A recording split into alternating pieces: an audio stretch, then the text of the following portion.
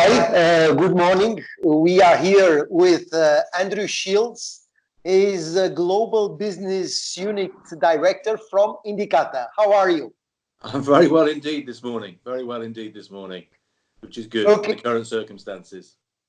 Okay, you have just released a very important report about used cars. First question, will the used cars world be the same after this crisis whenever it ends?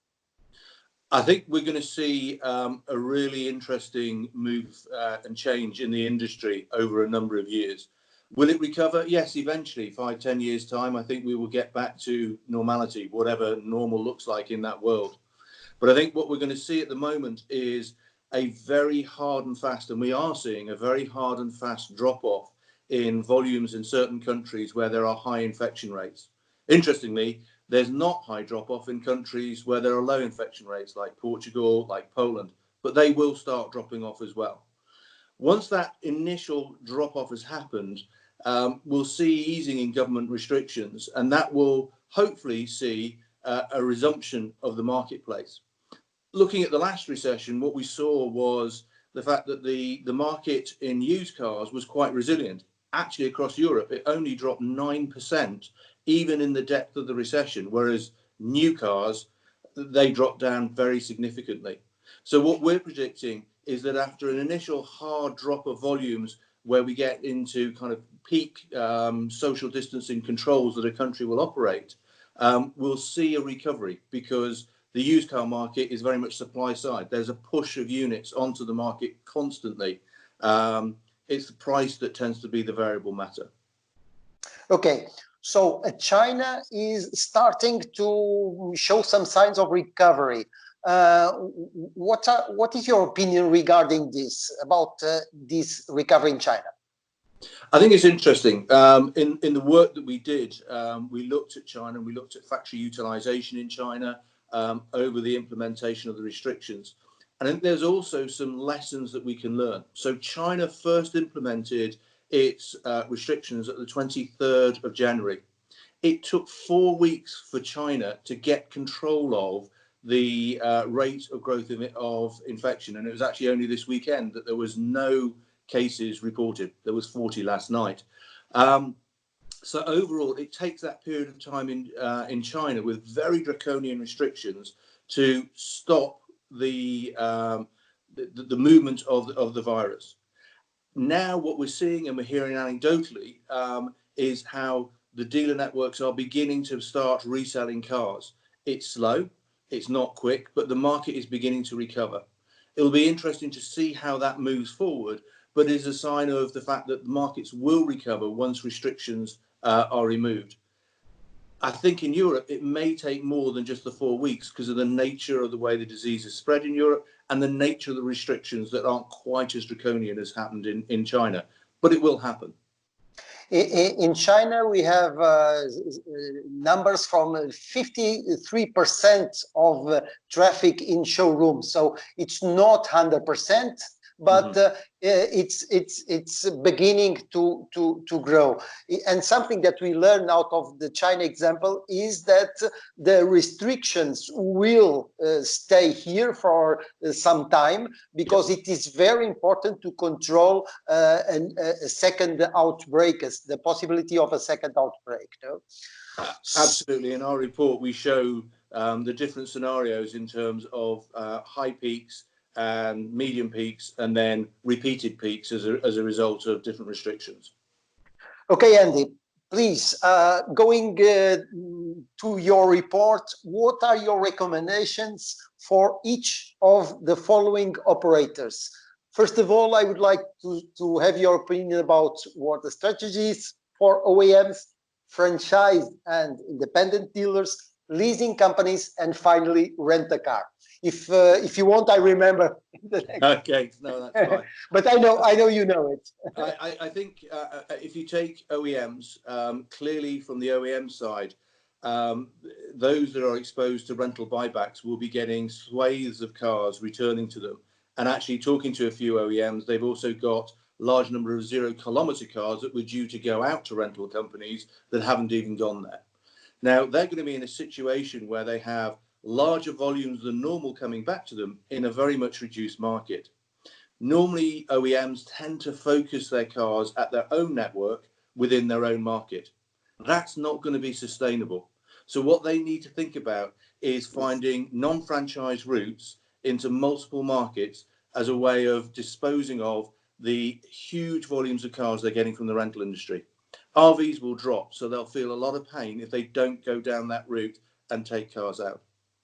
From the OEM bank's point of view, they will be getting large amounts of returns coming in from repossessions, from people wanting to early return vehicles, and they've also got an increased number of cars out on loan that have got RV guarantees. So again, they're going to be finding a large amount of volume coming at them quite quickly, more than the franchise network will cope. So like the OEMs, they need to find alternative routes, but they also need to, both of them, stay well and truly on top of what's really happening in the market.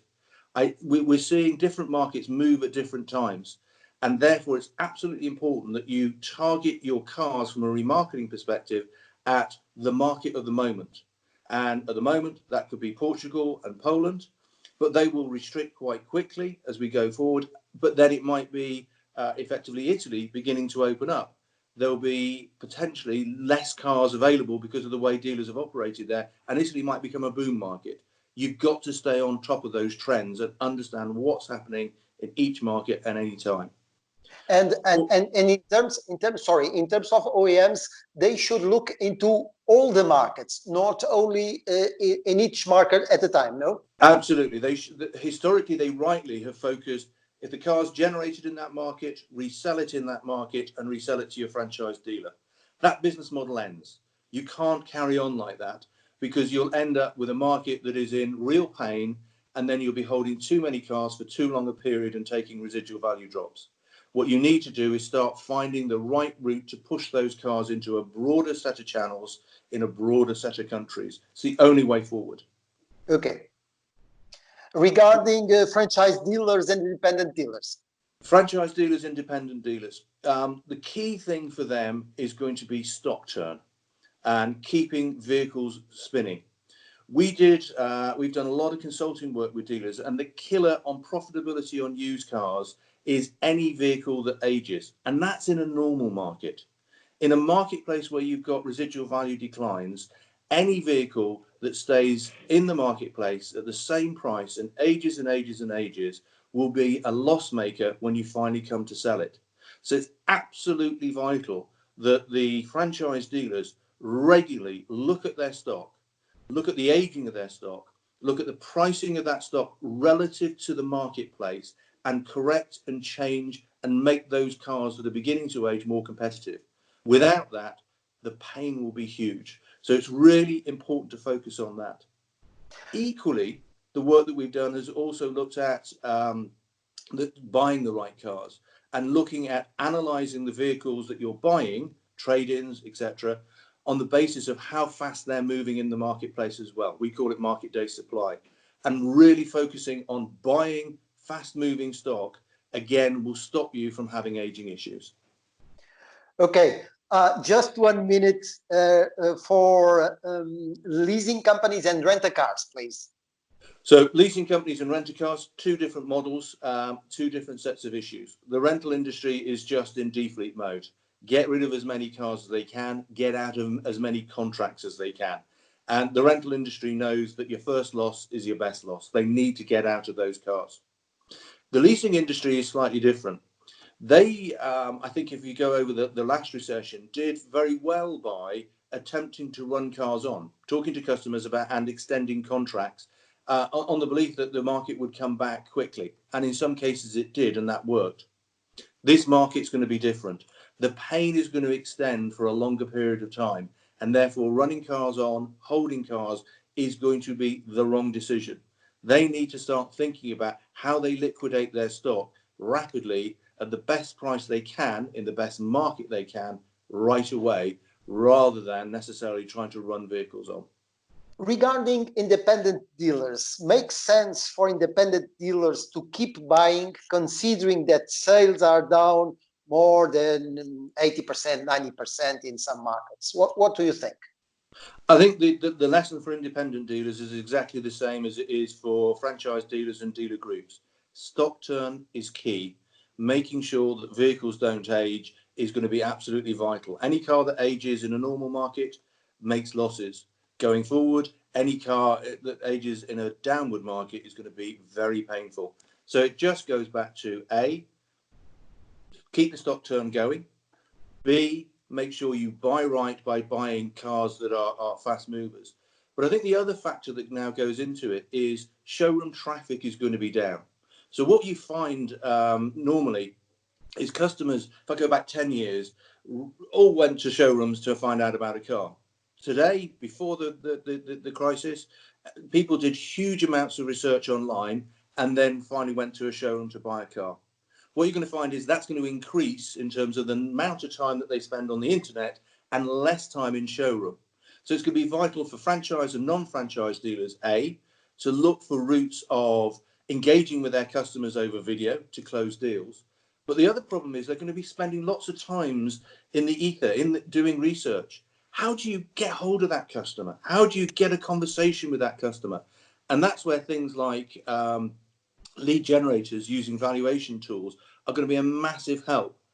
Work we've done with dealers in our consulting role has actually shown that the implementation of a lead generator that gives part exchange trade-in valuations will double the effectiveness of your website to actually pull leads in for your sales guys. And in this marketplace, when they're going to be few and far between, any lead is a really good lead. Yeah, very, very interesting. What is the depreciation expected for cars now on sales in about 2 months? I know this is 1 million question. I'm going to get my This is the crystal 1 balls million here. question. And to be fair, This is the problem. This is the problem because you are so expert on this, so the questions are difficult. yeah. I think a lot of people will put a lot of viewpoints out, and it's really hard to say. What's interesting at the moment is we are seeing a softening in the trade pricing in the marketplace. But at the moment, we aren't seeing that much of a softening in the retail pricing. A lot of people have been caught by the fact that it's hit so hard that they haven't been able to change their prices. We will see that happening. To what scale? If we look at the last recession, we saw residual value drops of 15, 20, 30%, depending on the segment of the car and the marketplace that was there. I'm fully expecting to see over the life cycle of this crisis, similar to that and possibly in some cases stronger.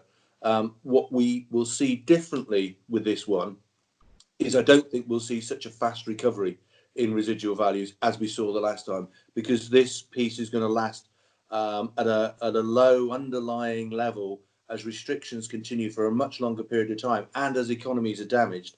So rather than being a kind of 1.5 year drop and a 1.5 year recovery, this is going to be a 3, 4, 5 year sustained pressure on residual values and used car prices. Okay, just the last question.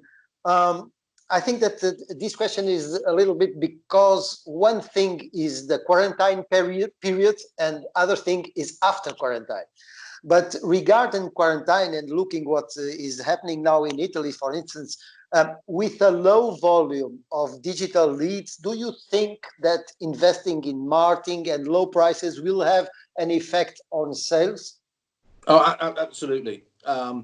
We have, even in the good times, we did work with one dealer and we analysed their price. They were pricing at a point in the market. They're about 7% above the average market, and so they should be. They were a franchise dealer with approved used cars, etc.